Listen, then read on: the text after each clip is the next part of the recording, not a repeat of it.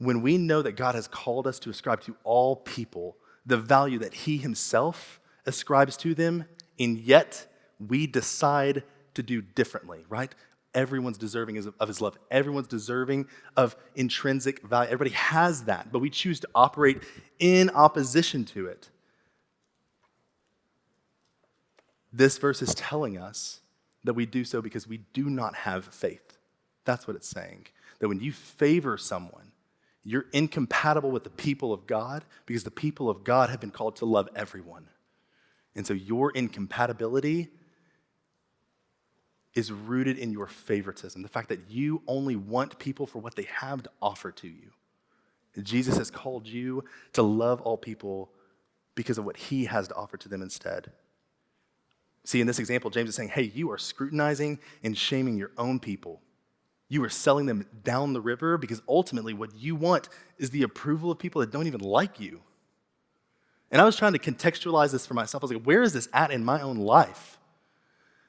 And the truth of the matter is, there are times where it feels really obvious, like, man, I really want the approval of someone that doesn't necessarily like me, or man, maybe they're just even partially indifferent towards me. And there are going to be times where this doesn't feel true. But the point is this, it's not about the object of whose favor you're seeking. It's about the fact that, man, you have lost faith and you are seeking to fill that vacancy inside of you through someone else's success or influence or power or prestige. That's what you want. That when you see that shiny man, you're like, hey, do you have a gold ring for me?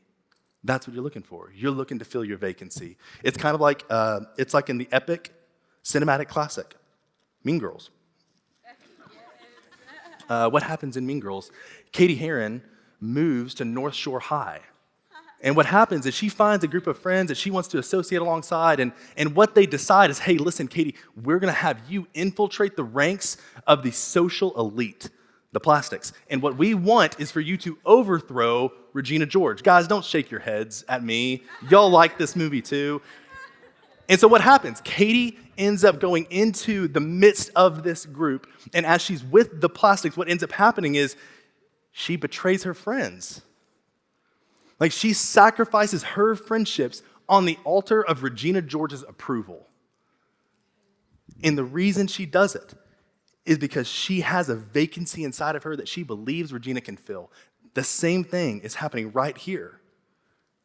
Was this her intent? Did she infiltrate the ranks of this social elite because she expected to sacrifice her friendships? No, not at all. She joined their ranks because she expected to overthrow Regina. But by the end of the movie, she looks more like Regina than she does like the person she was before she ever went in. That's what favoritism does. It leads you to be compatible with the world and incompatible with the people of God. You no longer look like what you're supposed to look like. Hey, thanks for watching. To find out more about Houston's First, you can subscribe to our channel or you can go to houstonsfirst.org.